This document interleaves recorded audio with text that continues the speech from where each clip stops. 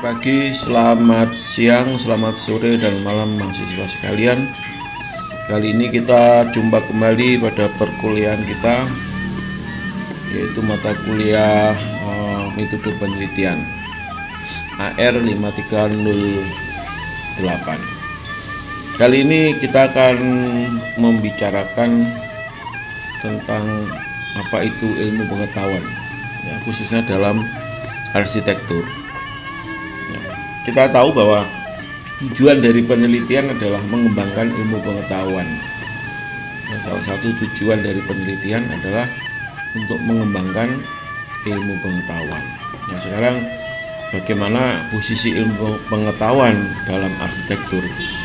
Nah, ini penting ya, penting untuk saudara ketahui, sehingga urgensi dari mata kuliah kita ini Anda tahu. Ya. Baik, kita awali dari diri kita sebagai manusia. Kita tahu manusia awal itu ya mungkin ini menurut siapa ya? Ya, perubahan dari kera sampai sini perkembangannya manusia itu, yang jelas manusia itu adalah beraktivitas. Ya, dulunya purba ya beraktivitas seperti gini. Lain dengan sekarang. Intinya manusia itu tidak diam ya, namun punya aktivitas. Dengan demikian, karena punya aktivitas ya perlu diwadahi.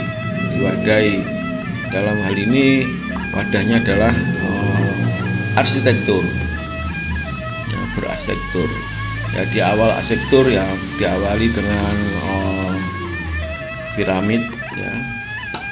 Ada juga di era Yunani ya,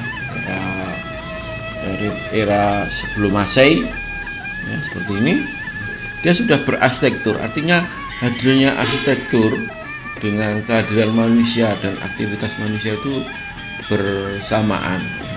Namun definisi arsitektur sendiri muncul memang akhir-akhirnya, baru disadari bahwa ini adalah arsitektur. Banyak muncul arsitektur era itu, era Yunani dan sebagainya, dengan berdasarkan aktivitas. Artinya belum pengetahuan itu hanya sekedar tutur ya, kata tutur, belum bentuk tekstual. Nah, maka selanjutnya muncullah berilmu pengetahuan, muncullah tokoh-tokoh. Nah, pada awal Masehi, yaitu Plato 427 sebelum Masehi, dia berilmu pengetahuan, ingin membentuk sebuah pengetahuan dalam bentuk kata tulis ya, disampaikan dan sebagainya, pendapatnya disampaikan dalam bentuk ilmu pengetahuan yang bentuknya kata tulis ya. Demikian juga Aristoteles juga demikian, dan Vitruvius. Nah, dari pemahaman ini, Vitruvius khususnya ya, Vitruvius kita tahu sekali dia tokoh arsitektur paling awal ya, dengan bukunya De Architectura. Nah, dia punya istilah itu, dia menyampaikan sebuah teori estetika. Karya arsitektur terus berkembang ya di era di era awal Masehi ya. Muncullah arsitektur macam ya, gereja muncul di sana ya. Beberapa karya arsitektur lah. Karya-karya arsitektur ini didasari oleh sebuah pengetahuan. Bentuknya ini selain beraktivitas, jadi aktivitas kegiatan itu diwadahi dengan sebuah bangunan. Bangunan itu tentu didirikan tidak hanya sekedar yang di awalnya piramid bentuk gini berkembang terus sampai bentuk seperti ini. Ini berkembangnya tentu dengan sebuah ilmu pengetahuan yang dibangun oleh masyarakat, oleh manusia itu sendiri. Nah, kalau dikenal di awal pembangunan ini adalah arsitektur klasik ya, dengan teorinya The Three Order of Classical Architecture yang disampaikan oleh Vitruvius. Nah, The Three Order of Classical Architecture di sini ini sebagai dasar pengetahuan, ilmu pengetahuan dalam berarsitektur.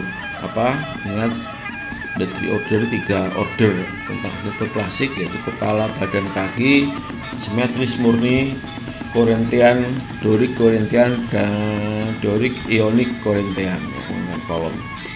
Jenis kolom Dorik Ionik Korintian, simetris murni, kepala, badan, kaki. Nah, itu arsitektur yang bisa diutarakan oleh Vitruvius. Jadi kalau membuat bangunan harus seperti itu. Nah, ini artinya di sini sudah mulai muncul arsitektur hadirnya dipengaruhi oleh sebuah pengetahuan. Oke, kita berkembang terus, ya, dunia berkembang terus. Kita tahu diawali dengan revolusi industri. Di sana ditemukan mesin uap, ya.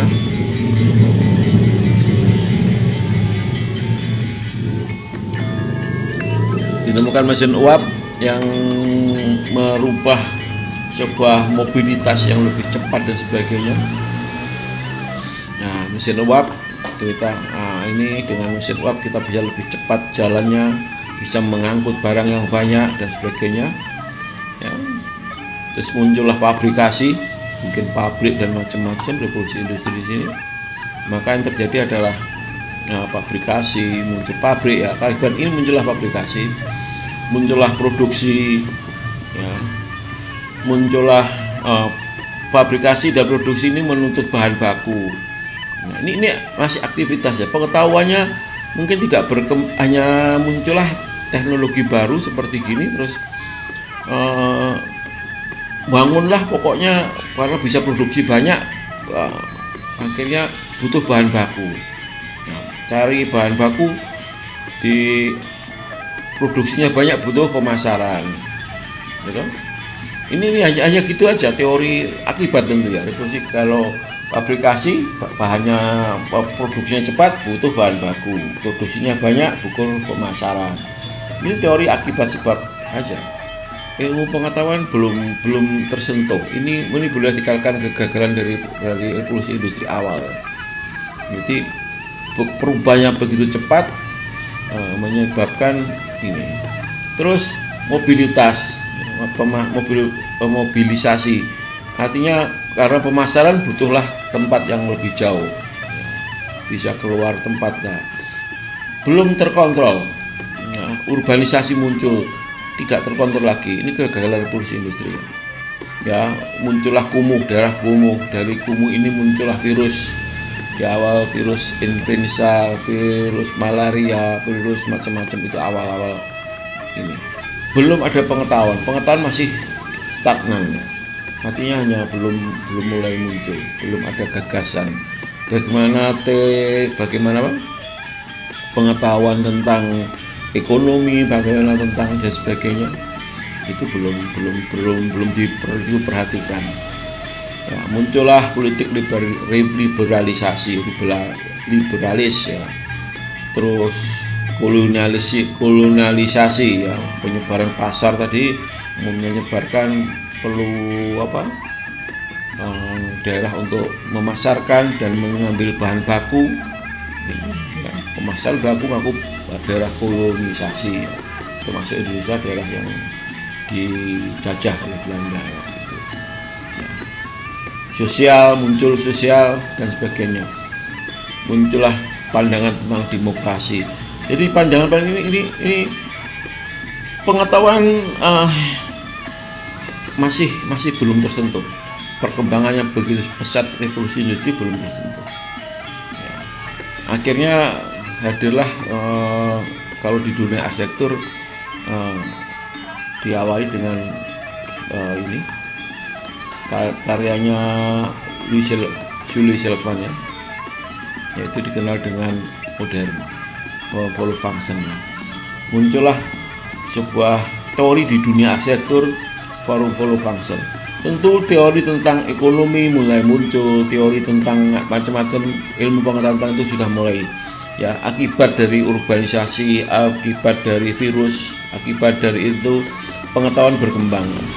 Perkembangnya pengetahuan itu akibat dari sesuatu, dari objek. Kalau arsitektur, ya, forum polyfunction karena bangunan ini.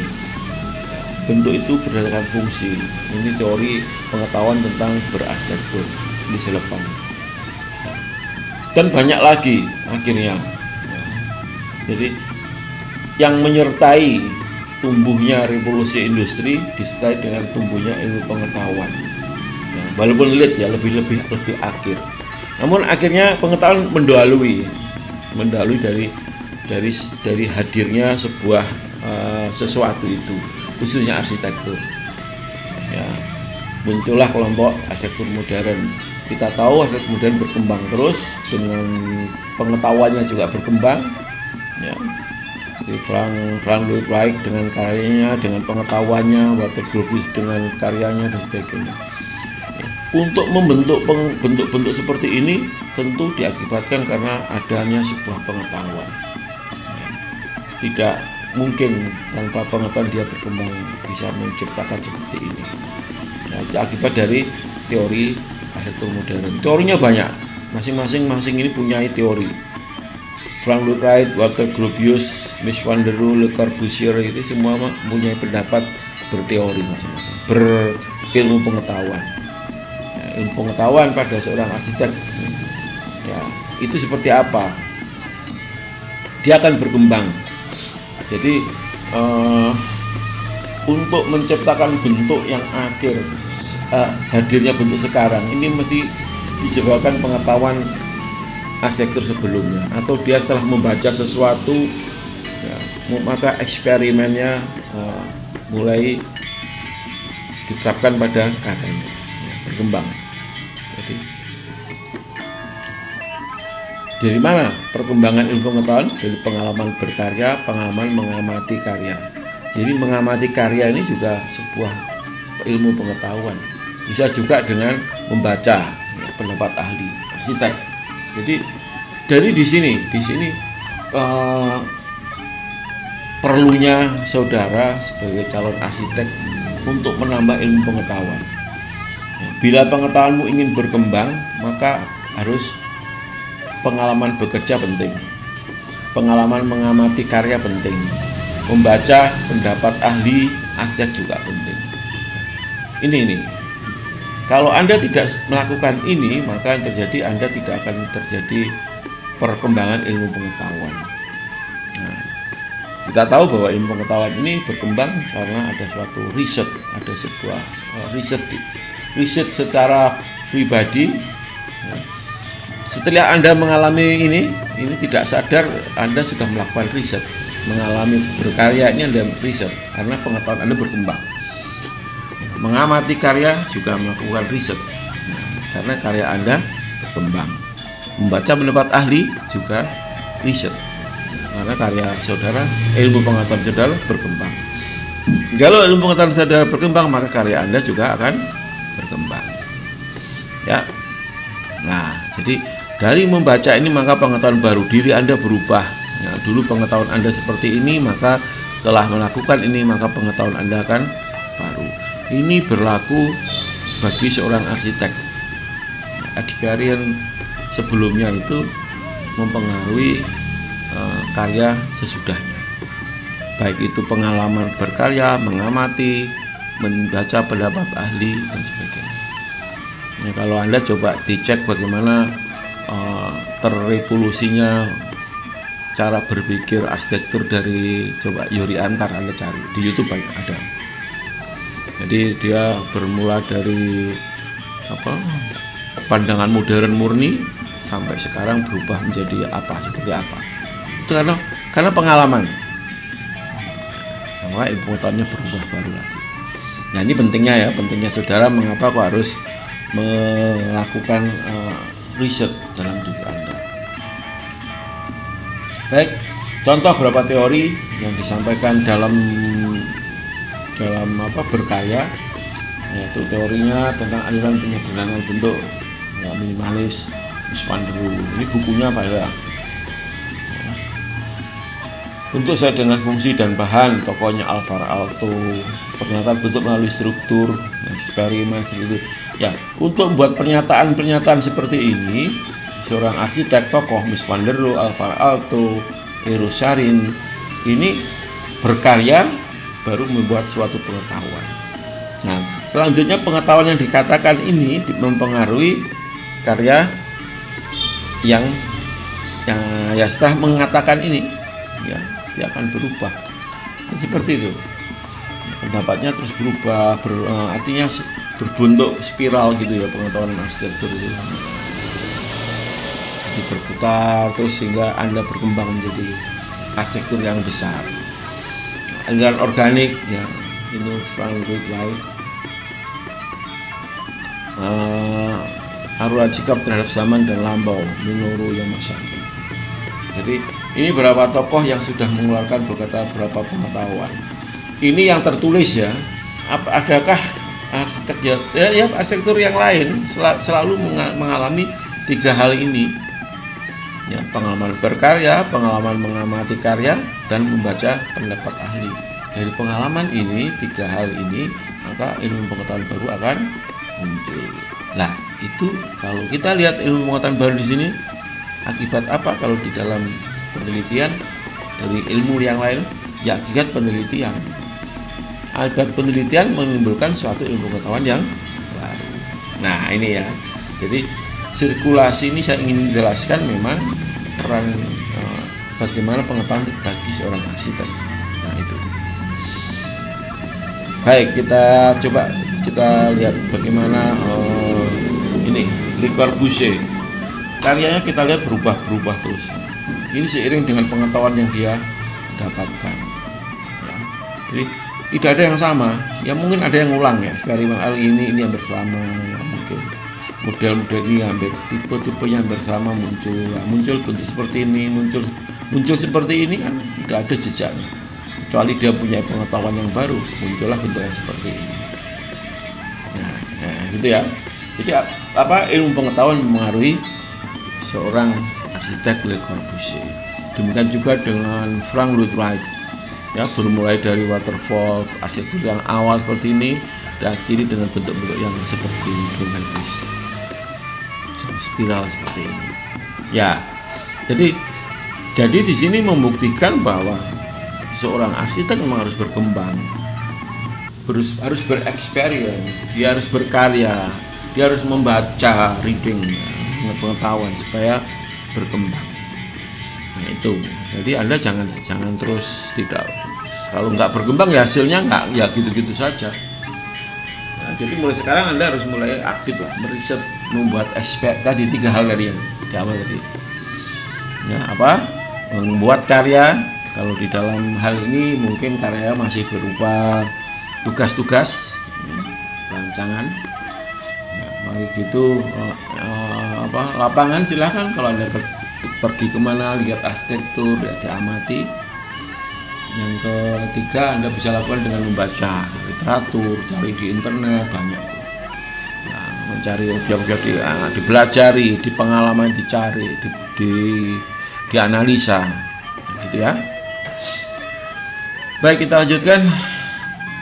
Nah, selanjutnya kita tahu perkembangan arsitektur terus berkembang ya, tidak hanya sekedar modern saja, namun ada teori kerinduan masa lalu. Kenapa sih kok harus follow function? Kenapa kok menjadi fungsi menjadi penting? Kenapa kok nggak pakai masa lalu? Nah, muncullah ini Maker Grip, ini kelompok Maker Grip.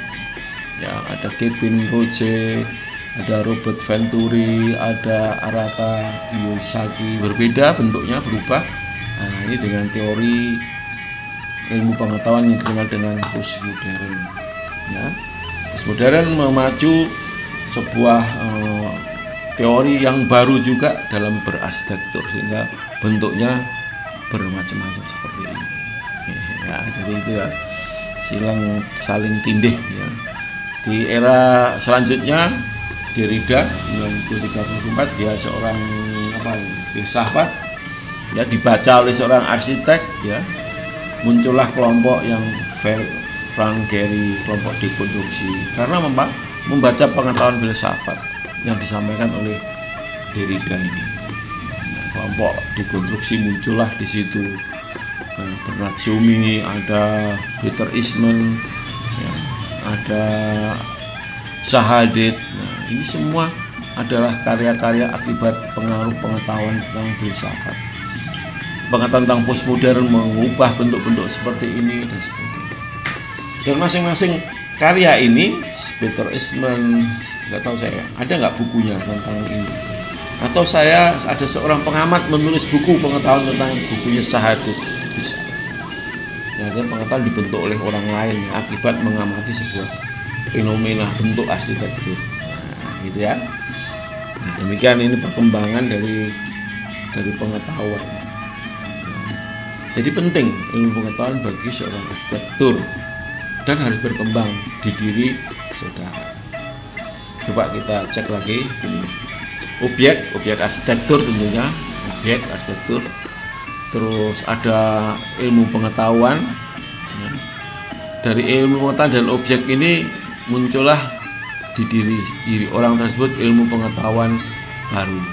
Ya toh, daripada ini lebih baru karena ada objek, ada ini, dia pengalamannya muncul di sini. Dari ilmu pengetahuan ini dia bikin objek baru. Tentu objek yang kuning ini berbeda dengan berdasarkan pengalaman dua di objek ini muncullah objek baru. Nah itu, jadi semakin baru semakin pengetahuan bertambah lagi, dari objek ini muncul pengetahuan, dari pengetahuan muncullah pengetahuan baru lagi dan seterusnya. Jadi sirkulasi seperti ini berkembang pada diri saudara sebagai calon arsitek ya, atau nantinya sebagai seorang arsitek. Nah ini penting. Jadi mengapa ini saya sampaikan bahwa mata kuliah kita ini tentang metode penelitian ini sebenarnya ya jadi yang berkecamuk di dalam diri saudara. Nah, gitu ya.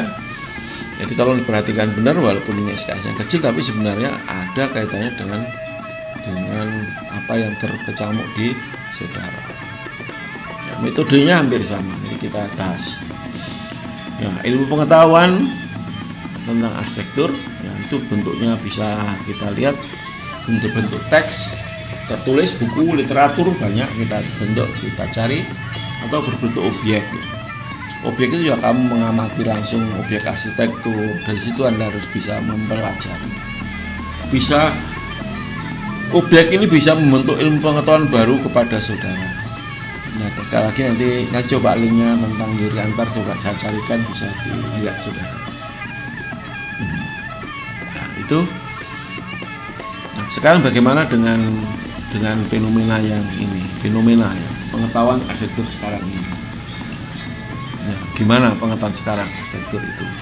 Terus objek sekarang ini seperti apa? Anda bisa Anda pakai sebagai mengembangkan ilmu pengetahuan yang saudara miliki. Teknologi arsitektur sekarang ini seperti apa? Teknologi dalam membangun, teknologi dalam itu Anda harus tahu persis. Kalau pengetahuan Anda tentang ilmu pengetahuan saudara tentang teknologi membangun itu rendah, ya Anda tidak akan bisa memperkirakan bangunan ini bisa dibangun enggak.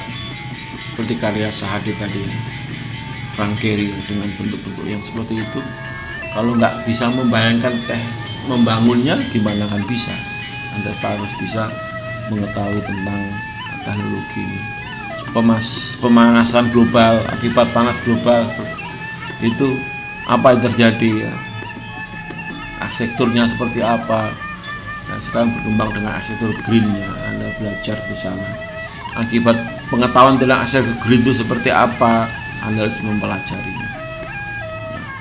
Yang Anda ketahui mungkin hanya sekelumit, setelah Anda bangun terus sambil baca muncul lagi pengetahuan baru tentang green arsitektur. Bagaimana dengan virus COVID-19 yang sekarang lagi melanda? Bisakah mempengaruhi seorang arsitek? Ilmu pengetahuannya seperti apa? Bentuknya akan berubah atau menjadi fenomena yang baru, di mana justru AC ternyata bisa menyebarkan virus. Bagaimana desain tanpa AC bersih adalah menjadi suatu hal yang pokok, yang wajib dihadirkan dalam arsitektur. Terus gimana? Nah, ini pengetahuan yang harus dikembangkan. Nah, itu ya. Jadi riset dalam diri seorang arsitek juga berkembang. Harus berkembang. Tidak harus meneliti saja. Seorang arsitek yang sukses, maka dia harus melakukan riset. Ya, riset diperoleh dari dikembangkan. Riset tujuannya apa? Riset itu adalah mengembangkan ilmu pengetahuan. Nah, sekali lagi, tujuan mengaturkan riset adalah mengembangkan ilmu pengetahuan. Gitu. Nah, agar berkembang gimana? Ya riset. Caranya gimana? Berkarya dalam arsitektur ya, mendesain itu, membuat belajar juga, membaca ilmu pengetahuan, experience arsitektur. Nanti experience coba saya carikan linknya ya.